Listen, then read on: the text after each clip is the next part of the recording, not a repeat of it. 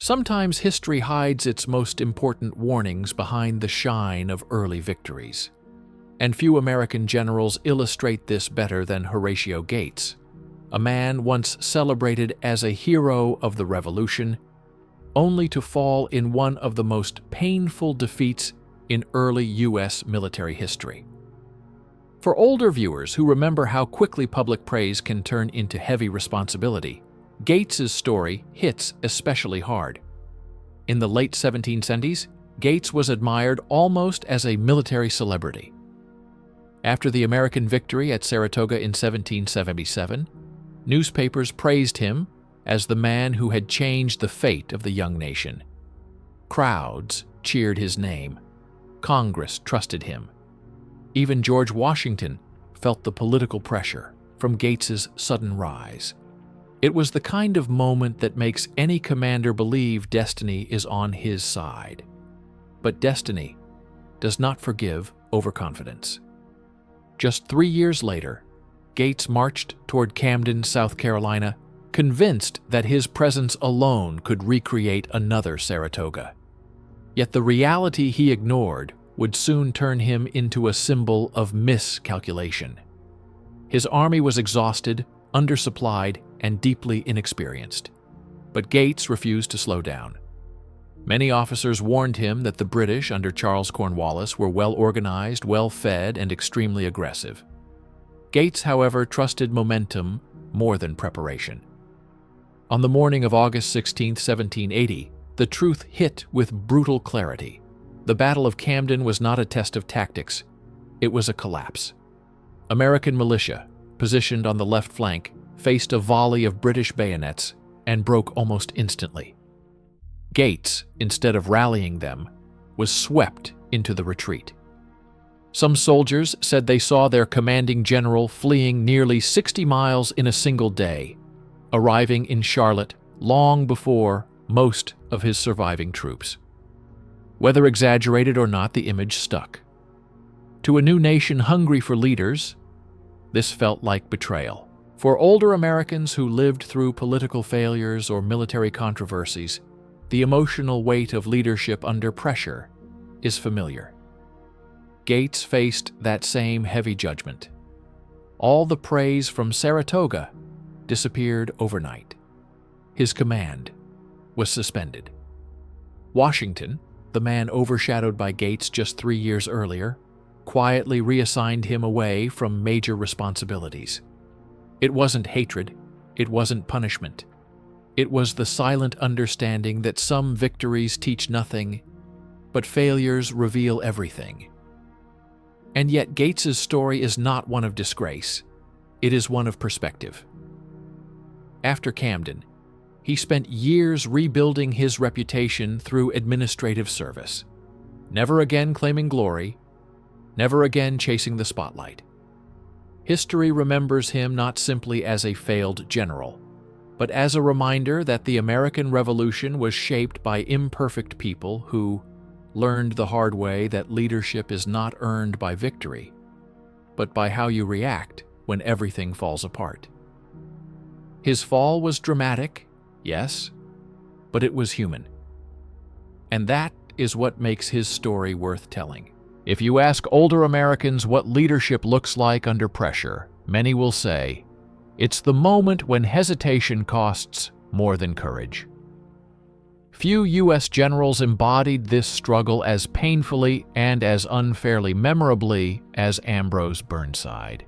His name today is often reduced to a joke about facial hair or a symbol of poor battlefield decisions.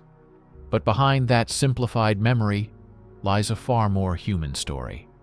A man pushed into command he never wanted, carrying responsibilities he knew could crush him. Burnside was loyal, dedicated, and honest to a fault. When President Abraham Lincoln first offered him command of the Army of the Potomac, he refused, not once, but twice. He believed others were more qualified.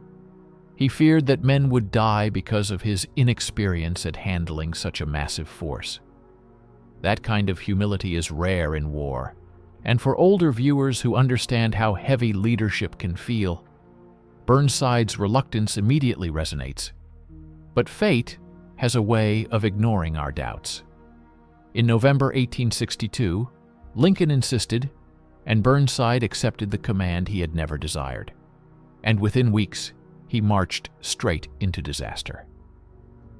Burnside's plan to cross the Rappahannock River at Fredericksburg was bold, but it depended on one fragile detail: pontoon bridges arriving on time.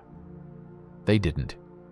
Whether due to miscommunication or logistical failures, the delay gave Confederate General Robert E. Lee precious days to fortify the bluffs overlooking the town. By the time Burnside's men attempted the crossing, they faced a nightmare. Sharpshooters firing from windows, artillery on high ground, and defensive positions dug deep into the hills. Older Americans who lived through national crises know the feeling when everything that could go wrong already has. Still, Burnside pushed forward. And the result became one of the most heartbreaking scenes of the American Civil War. Wave after wave of Union soldiers marched toward Marye's Heights, into what seemed like a wall of fire. The Confederates, positioned behind a stone wall, inflicted terrible losses. Some Union brigades suffered casualty rates above 50%. Survivors later described bodies carpeting the field, frozen in winter frost. Burnside watched in anguish. His plan had failed, not because he didn't care, but because the responsibility he feared had indeed become too heavy. That night, he reportedly considered leading the next attack personally, almost as if trying to carry the blame on his own shoulders. His officers stopped him. The emotional wound of Fredericksburg never truly left him. For the rest of his life, Burnside carried the knowledge that thousands of men had died following his orders, a burden older audiences understand not as failure, but as the tragic side of leadership. Burnside's story did not end on that cold battlefield, however. History, with its sharp edges, tried to define him by a single moment. But Burnside went on to serve in politics, work in railroads, govern Rhode Island, and even lead the National Guard of the state. He rebuilt his dignity through service, not glory. His name may be tied to one of the most painful defeats in U.S. military memory. But behind that defeat was a man who never pretended to be a hero. A man who stepped up only because his country asked him to. And that, in the quiet judgment of time, is a different kind of courage. Some generals earn respect through victories, others through resilience. But John Pope is remembered for something far more complicated. A lesson about what happens when confidence grows louder than preparation. And for many older viewers who lived through moments where leaders promised more than reality could deliver, Pope's story feels eerily familiar. Before his fall, Pope was a rising star.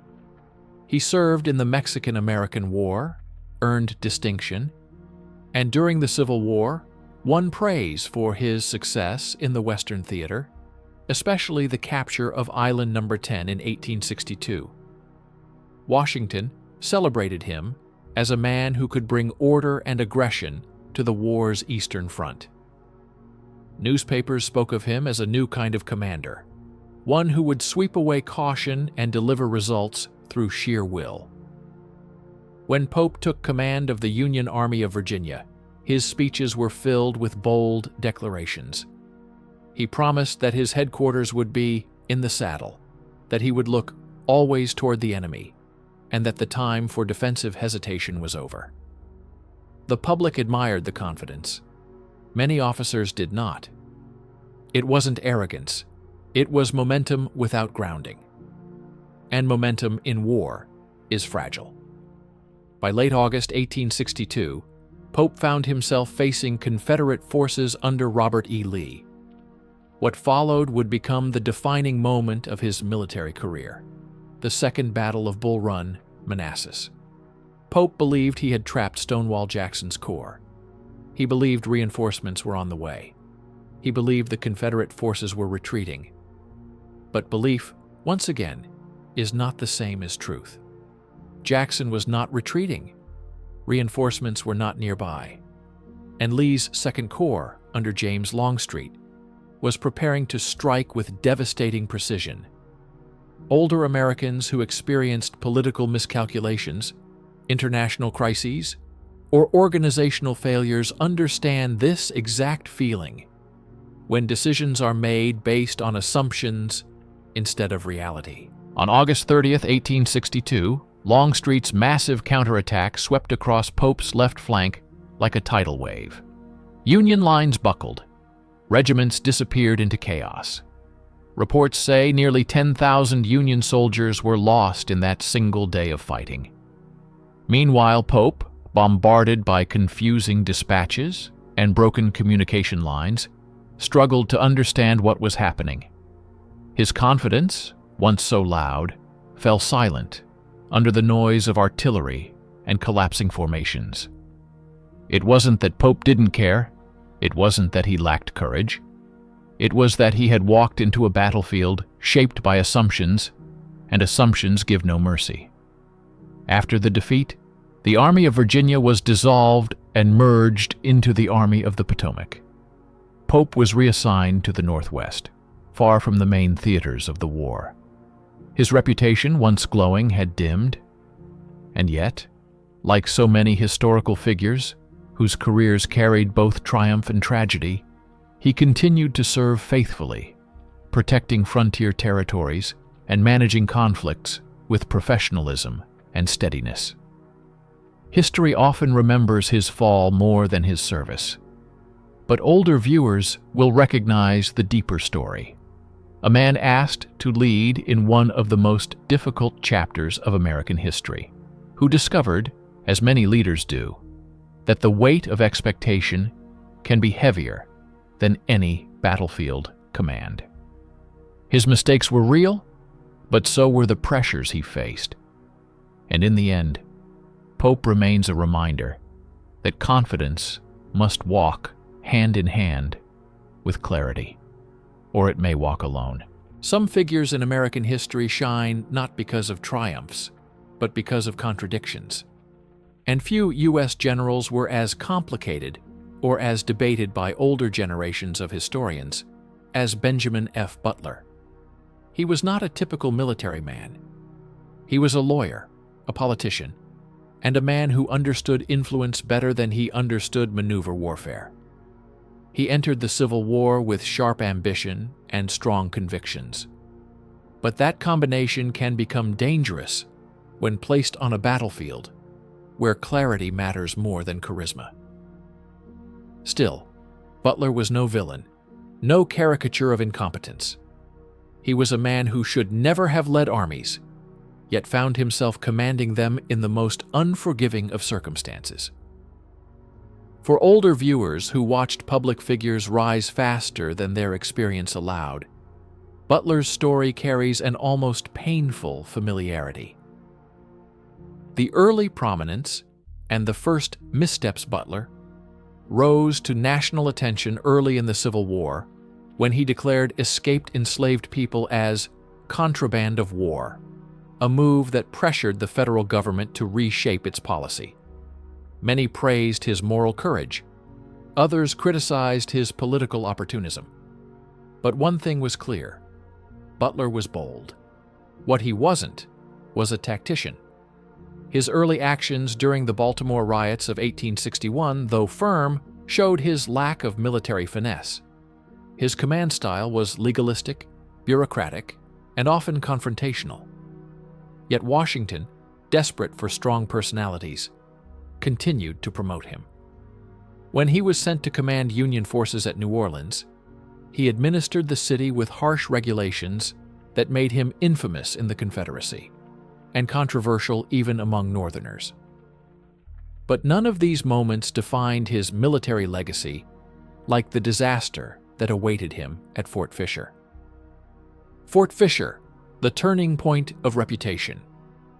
By late 1864, the Union desperately needed to close the port of Wilmington, the Confederacy's last major supply line. Butler was placed in command of an operation that required coordination, timing, and adaptability. three qualities he was historically criticized for lacking.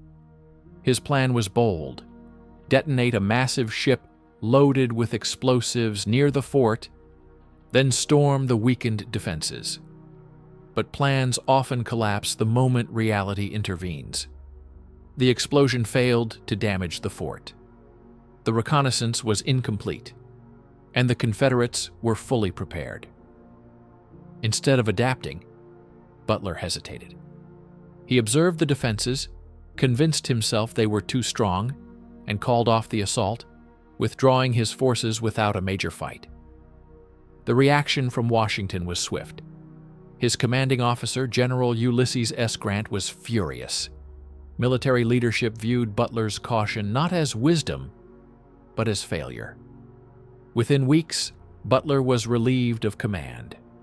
And just to highlight how poorly this reflected on him, a second assault on Fort Fisher, now under a different general, succeeded shortly afterward. That contrast, unfair or not, sealed his military reputation. The man after the uniform Butler's story, however, didn't end with disgrace. He returned to politics and became a powerful figure in Reconstruction-era Congress. He advocated for civil rights, veterans' benefits, and economic reforms. Older viewers appreciate such arcs, the idea that a person can fall hard yet rise again in another field, reshaping their legacy not through war, but through persistence. His military career may be remembered for missteps, but his political work shaped laws that still echo through American society. Benjamin F. Butler was not the worst general. He was simply a man placed in the wrong arena, a politician asked to wage war when his strengths lay in words, strategy of governance, and relentless conviction. Some generals are remembered for their brilliance, others for their courage. But Nathaniel P. Banks remains one of the most fascinating examples of a leader whose ambition and dedication simply could not overcome the unforgiving demands of military strategy. For older viewers who lived through decades of shifting political landscapes, Banks's story carries an emotional weight. The story of a man who rose far above his origins, only to be humbled by a battlefield that cared nothing for dreams or determination. A meteoric rise without military roots, Nathaniel Banks did not come from privilege. He worked in a mill, educated himself, entered politics, and eventually rose to become governor of Massachusetts and even Speaker of the U.S. House of Representatives. His ascent was the American dream in motion, a testament to persistence and intellect. But when the Civil War erupted, political power outweighed military experience. Banks, despite having no formal military background, was commissioned as a major general in the Union Army. It wasn't favoritism, it was necessity. The Union needed leaders. Banks had followers. But once again, leadership in war demands something different, something learned only through hardship, study, and command. Early campaigns, a pattern of struggle. Banks was energetic and optimistic, but these qualities could not compensate for his inexperience. During Stonewall Jackson's Valley Campaign of 1862, Banks confidently believed he could outmaneuver the Confederacy's most aggressive strategist. Instead, Jackson repeatedly outsmarted, outpaced, and outflanked him. Banks' retreat from Winchester became symbolic, not of cowardice, but of a general fighting an opponent he never fully understood. But the moment that forever marked his career was still ahead. The Red River Campaign. A disaster, waiting to happen. In 1864, Banks was given command of the ambitious but controversial Red River Campaign, aimed at invading Texas through Louisiana. The plan was complex, relying on river navigation, coordinated army movements, and delicate timing between naval and land forces. Banks struggled with all three. On April 8, 1864, at the Battle of Mansfield, his forces collided with well-positioned Confederate troops. The Union Army, stretched out along narrow roads, was struck with brutal force. The line collapsed. Banks called a retreat, one that quickly turned chaotic. The next day at Pleasant Hill, he attempted to regain momentum, but even a partial tactical success could not hide the reality. The campaign was unraveling. Then came the worst blow of all. The Red River itself, the lifeline of the operation, dropped to dangerously low levels. Union gunboats were in danger of being trapped. Banks' entire force risked destruction. Through an extraordinary engineering effort led by Colonel Joseph Bailey, a makeshift dam was built that allowed the Navy to escape. Banks was spared catastrophe, but not accountability. Grant removed him from Major Field Command soon after. Newspapers criticized him. Military leaders distanced themselves. His reputation, once full of promise, was overshadowed by the disaster. A legacy beyond failure. But Nathaniel Banks's story does not end with humiliation. After the war, he returned to Congress, continued public service, and lived a life far more impactful than many of his contemporaries. Older audiences recognize something profound in this. Life rarely gives one final judgment. It offers many, and Banks kept rising after each fall. He was not a failed man. He was a man placed in the wrong role during the wrong moment of history. A politician forced to play the part of a general in the most devastating war America had ever known. And though he stumbled on the battlefield, his resilience off it remains a testament to the complexity of human lives shaped by extraordinary times. There are moments in military history when a single battlefield strips away every illusion a nation holds about its own strength. And for the United States, in the early months of 1943, that moment came not in Europe or on a distant ocean, but in the silent, unforgiving desert of North Africa. It was here, among the jagged ridges and ancient dunes, that a general named Lloyd Fredendall discovered what happens when confidence, distance, and miscommunication collide in the worst possible way. The story does not begin with defeat. It begins with hope, the kind that fills a country preparing to face its first real test against a battle-hardened enemy. America had entered World War II, and the public believed its generals, armed with resources and industrial might, were ready to meet the challenge. Fredendall, appointed to command the Second Corps, was seen as a reliable leader, decisive, energetic, a man who spoke with authority. Washington trusted him. His superiors admired him, but the desert does not respect reputation. It respects only understanding. And in February 1943, understanding was the one thing the Americans did not yet possess. The German commander Erwin Rommel, already a legend, knew the terrain intimately. The mountains, the narrow passes, the sun-baked plains. These were not obstacles to him. They were tools. He had shaped victories with them, long before the Americans arrived. And when word reached him that the Second Corps had spread itself thin across hundreds of miles of rough country, he recognized an opportunity too sharp to ignore. Meanwhile, Fredendall operated from a headquarters dug miles behind the front, a position that gave him safety, but took away something far more important: awareness. Orders traveled slowly. Units remained scattered, confused. Officers in the field struggled to understand instructions delivered not face-to-face, but through miles of desert wind and radio static.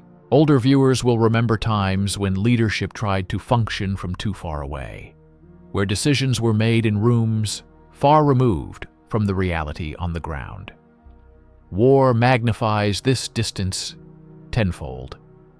Then, in mid-February, the storm broke. At the Kasserine Pass, the Germans struck with a speed and precision the Americans had not yet faced in the war. Tank columns pushed forward like steel tides. Artillery echoed through the mountains, turning the narrow valley into a trap with walls of rock and fire. Soldiers who had never heard the shriek of incoming shells felt the ground tremble beneath them. Units waited for clear orders that never came. Others moved too late or to the wrong position entirely. Fredendall's line could not hold, not because the men lacked bravery — many fought with a resolve that stunned even German officers — but because the structure meant to guide them fractured under pressure. By February 22nd, the Second Corps was in full retreat. To the public, the reports were shocking. America, fresh into the war, had just suffered one of its most painful early defeats. But behind the humiliation hid a deeper truth. The U.S. Army was learning. It had entered the battlefield with confidence, but without the hardened discipline that only experience can teach. And Fredendall, placed in a position requiring flexibility, communication, and presence, struggled to adapt. High Command understood the gravity of the lesson. Quietly, without spectacle or condemnation, Fredendall was relieved of command and replaced by General George Patton, a man whose leadership style could not have been more different. But history is not a courtroom, and older viewers, who have lived long enough to see reputations rise and fall, understand something essential.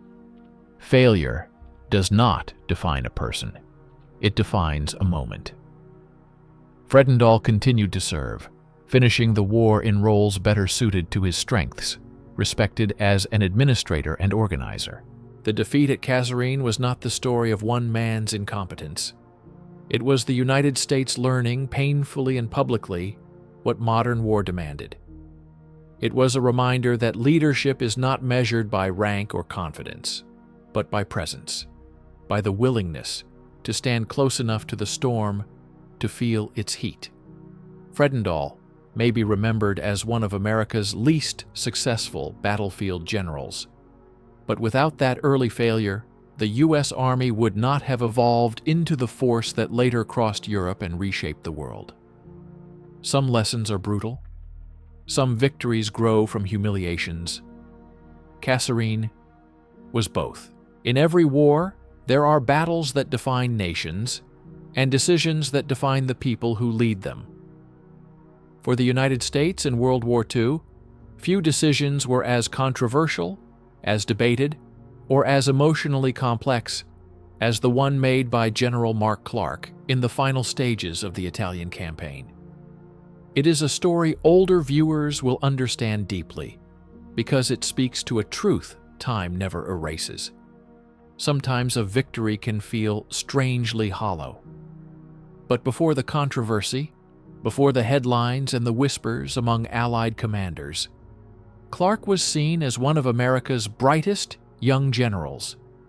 He trained under Eisenhower, moved quickly through the ranks, and possessed a rare blend of ambition and discipline. When he took command of the U.S. Fifth Army, he became one of the youngest American officers to hold such responsibility. And responsibility in Italy was unlike responsibility anywhere else.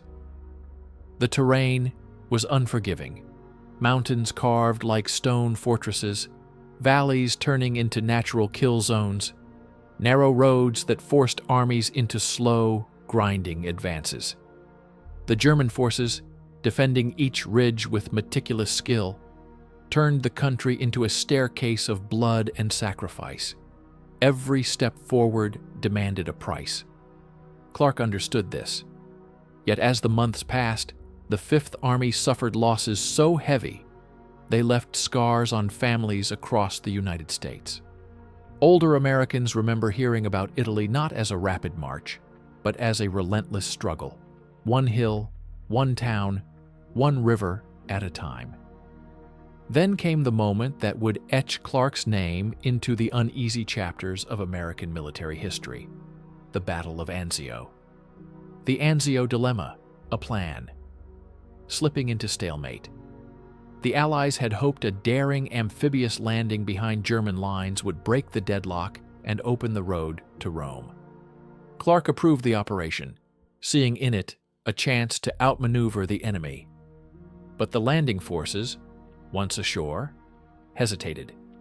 And hesitation in war is a kind of invitation. The Germans struck back with ferocity. The beachhead became a trap. Weeks turned into months of brutal fighting. Pressure mounted on Clark, who found himself navigating not just military obstacles, but international expectations. With British commanders urging bold moves and American leadership demanding progress, the campaign became a battlefield of strategy and diplomacy. Clark wanted Rome. He wanted the symbol, the message, the victory that would echo across headlines back home. But war rarely gives rewards without asking questions in return. The road to Rome and the decision that sparked debate. In late May 1944, Allied forces finally broke through the German lines. This was the moment, the opening Clark had waited for.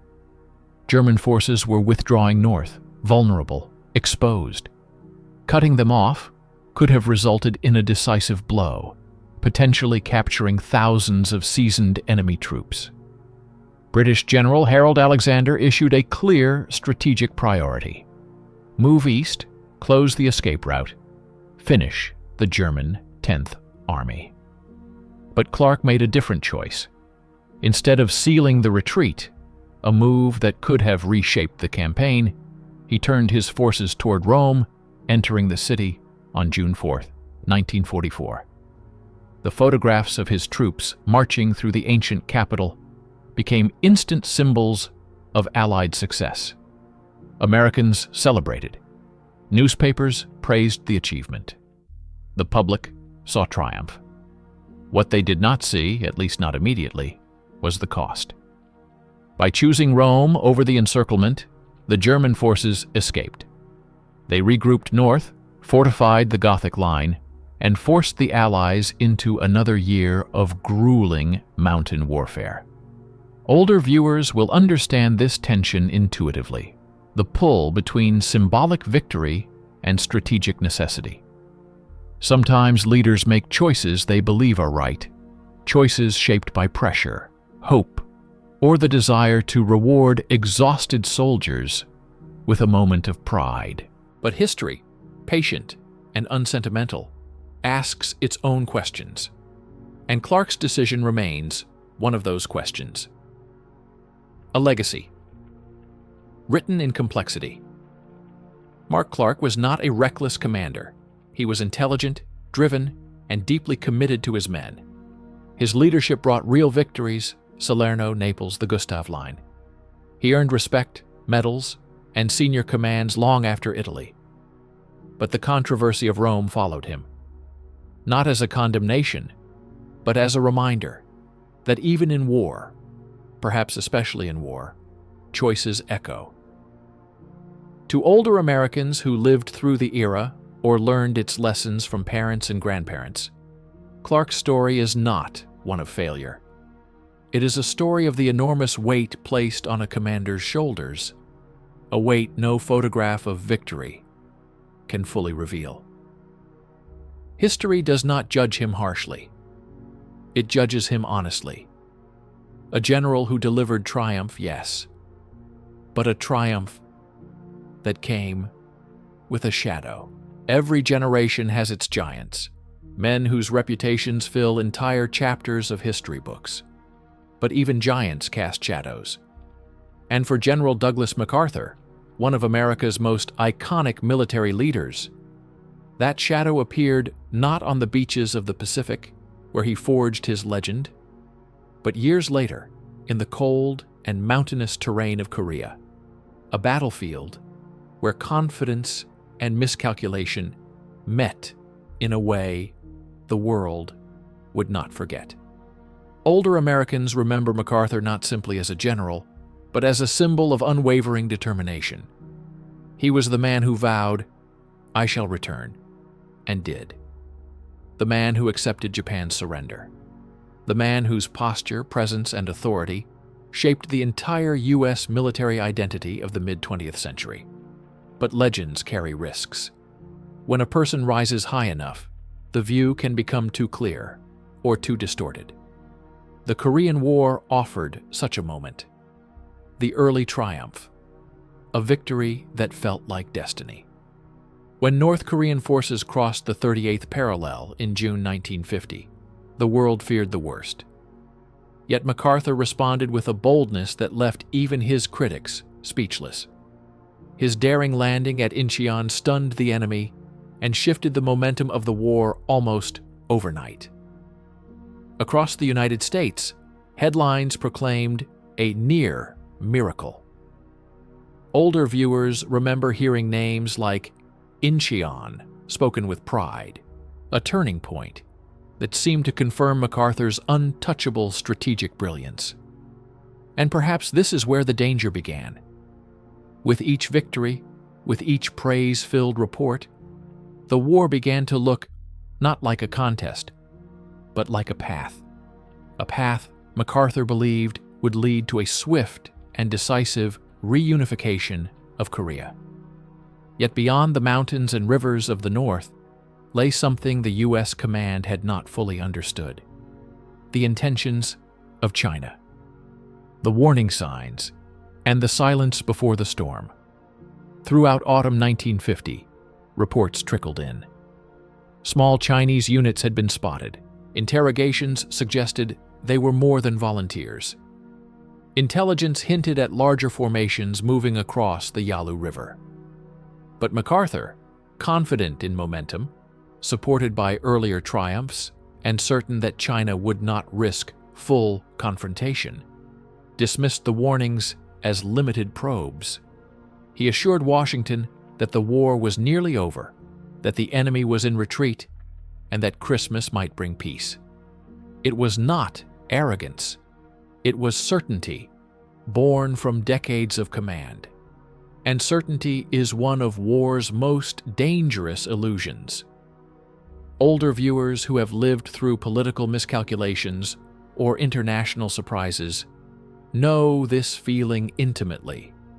When a nation moves forward, believing the world will act as predicted, and the world suddenly does not. The Chinese counterattack.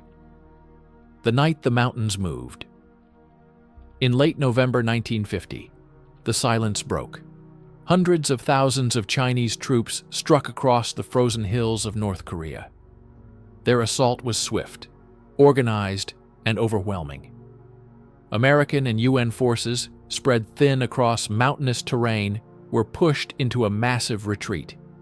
The bitter cold, the long nights, the relentless waves of attacks, all combined into one of the darkest phases of the entire war. This was not the war MacArthur had expected. It was not the enemy he believed would appear. And in this harsh moment, the distance between his predictions and reality revealed itself with full force. The public, once confident of imminent victory, now faced the shock of a prolonged conflict. American families saw headlines shift from triumph to uncertainty. Older viewers remember how suddenly the tone changed. Instead of home by Christmas, the nation was now hearing about evacuations, regrouping, and the grim battles near the Chosin Reservoir. The aftermath, a rift at the highest level.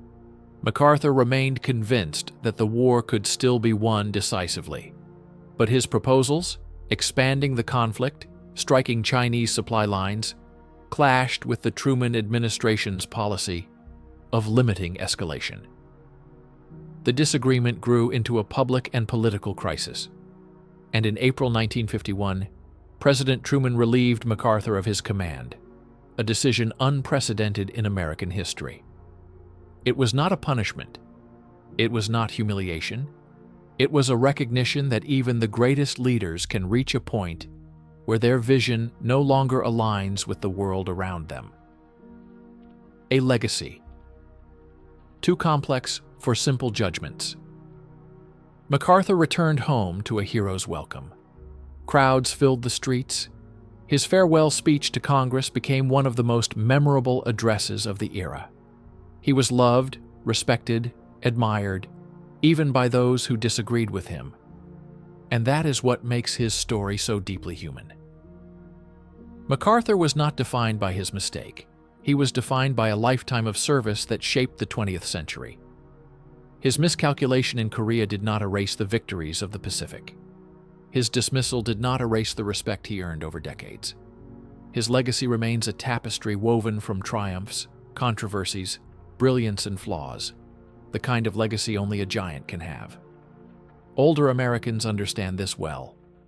Even the strongest among us are still human. Some wars define a generation, others divide it. But the Vietnam War did something even more profound. It forced Americans, especially older Americans who lived through those turbulent decades, to confront the limits of power, the unpredictability of conflict, and the burden placed on leaders asked to solve problems that stretched far beyond the battlefield. And at the center of this storm stood General William Westmoreland. To understand his story, we must first understand the moment in which he rose. The early 1960s were a time of certainty in Washington, certainty that American strength, American resources, and American resolve could shape outcomes across the world. Westmoreland, disciplined, composed, and unwavering, became the embodiment of that belief. His posture inspired confidence. His leadership reassured those who feared the spread of conflict in Southeast Asia. But war, especially this war, was not shaped by confidence. It was shaped by complexity. The strategy of attrition. A plan, born from assumptions.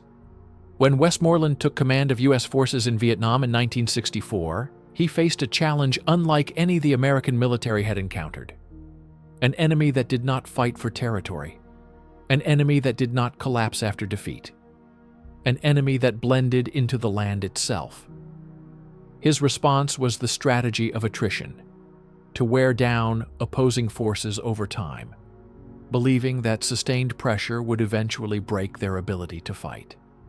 It was a strategy built on logic, on numbers, on measurable outcomes. But logic does not always translate into reality, especially in a war where traditional metrics lose meaning. Older Americans remember how each nightly news broadcast showed statistics, numbers of engagements, numbers of casualties, metrics meant to reassure, yet often only deepened uncertainty. The war did not behave like wars of the past. It resisted categorization. And this resistance would soon expose the limits of Westmoreland's approach. 1968, the year the war changed its shape. By late 1967, Westmoreland gave speeches suggesting that victory was near, that American forces held the advantage. His confidence was steady, his tone unwavering. To many, he represented stability in a time of increasing doubt. But beneath the surface, something else was forming. Something that neither Washington nor Westmoreland fully anticipated. On the morning of January 30, 1968, during a holiday when ceasefire was expected, forces of the North Vietnamese Army and the Viet Cong launched a wave of coordinated attacks across South Vietnam. This was the Tet Offensive, not a single battle, but a nationwide eruption that struck cities, bases, and strongholds thought to be secure. Militarily, U.S. and South Vietnamese forces pushed the attackers back and inflicted heavy losses. But strategically and emotionally, Tet changed everything. To the American public, the scale of the offensive contradicted the belief that the war was nearing completion.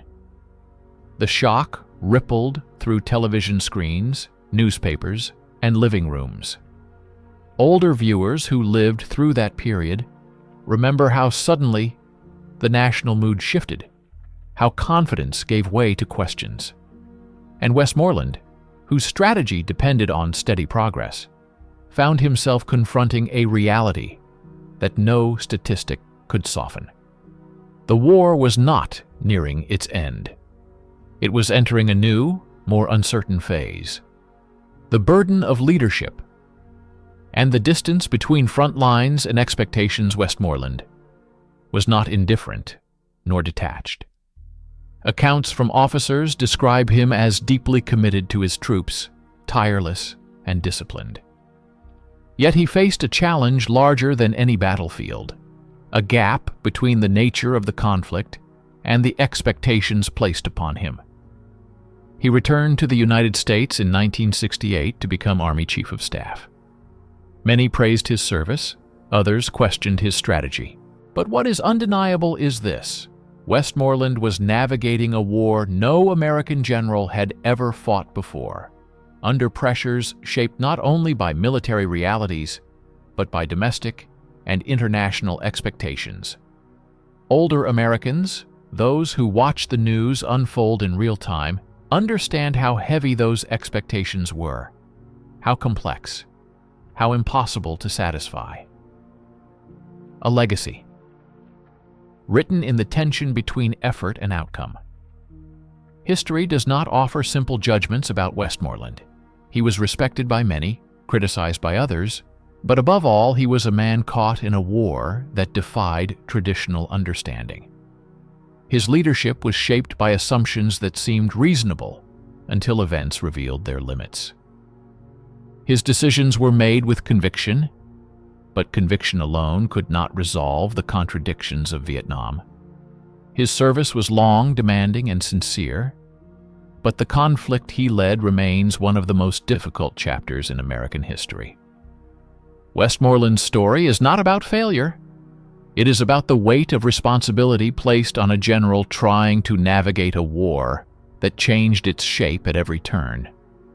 Older Americans know that truth well.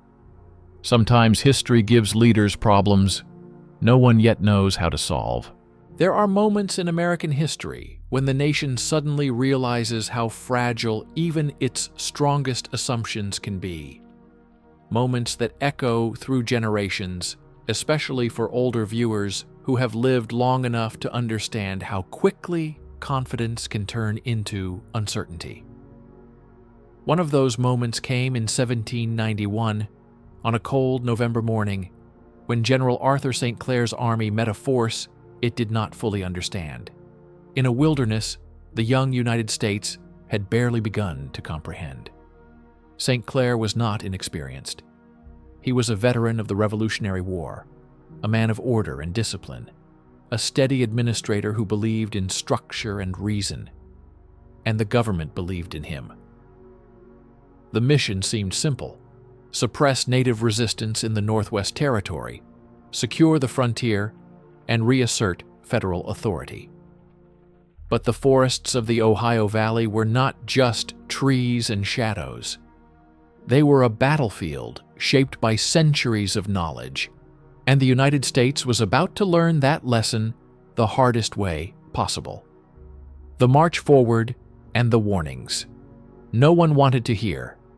In the autumn of 1791, St. Clair's army moved slowly across the frontier. It was sick, undersupplied, and barely trained, a force pushed into the wilderness long before it was ready. Nights were freezing, rations were running low, illness spread through the ranks. Yet Washington pressed for action, insisting that the frontier problem had to be resolved quickly. Older Americans will recognize this classic pattern of history. When a government believes a situation is simple, but the reality on the ground is far from it. Scouts began reporting signs of a large confederation, warriors from multiple tribes, including the Shawnee, Miami, and Delaware. But their exact numbers were unknown. Their movements were invisible within the dense forest. Their silence was not absence. It was preparation. St. Clair repeatedly warned officials that his army was unprepared, but in a young nation seeking to prove its strength, warnings often sound like excuses. And so the army pressed forward, tired, cold, and unaware of the danger surrounding them. November 4th. When the forest came alive. Just before sunrise on November 4, 1791, the woods erupted. It began with scattered shots, then a wave of gunfire from every direction. Then the realization the enemy was not in front, but everywhere. Under leaders such as Little Turtle and Blue Jacket, native forces executed a plan of extraordinary precision. They moved in coordinated arcs, firing from cover, closing the distance before American troops could form a stable defense. The U.S. soldiers, startled and exhausted, struggled to see anything through the smoke and the trees. Artillery crews attempted to man their cannons, but the attack was too fast. Lines broke, officers fell. Orders were drowned beneath the noise of battle. St. Clair, ill and unable to stand without support, moved along what remained of the line, trying to hold it together. But there was nothing left to hold. In less than 3 hours, his army collapsed. More than 900 American soldiers were killed or wounded, one of the worst military defeats in United States history. For a young republic that believed its expansion was inevitable, the loss was not simply military. It was psychological. The shockwave, and a nation forced to face itself. When news of the defeat reached the capital, the reaction was disbelief. How could an American force simply disappear in the woods? How could a general with decades of experience fail so completely? How could a nation that had survived the revolution stumble so hard against an enemy it had underestimated? Older viewers will recognize this pattern too. History's harshest lessons often come when they are least expected. St. Clair was summoned before Congress. He defended himself honestly, explaining the shortages, the sickness, the lack of preparation, the political pressure. President Washington, angry but fair, accepted his resignation, not as punishment, but as acknowledgement that the nation had demanded something impossible. The blame did not belong to a single man. The defeat belonged to a system that had ignored warnings, underestimated opponents, and mistaken confidence for readiness. The legacy, not a failure, but a turning point. Arthur St. Clair's story is not about disgrace. It is about a young nation learning how dangerous inexperience can be. His defeat led to sweeping reforms in the U.S. Army, reforms that built the foundation of the modern American military. The shock of that November morning forced the country to rethink its assumptions, strengthen its structure, and take its responsibilities more seriously. St. Clair did not fall because he was careless. He fell because the United States was still discovering who it was and what it would take to defend itself. Sometimes history teaches through triumph. Sometimes it teaches through loss. And St. Clair's defeat remains one of the lessons America never forgot.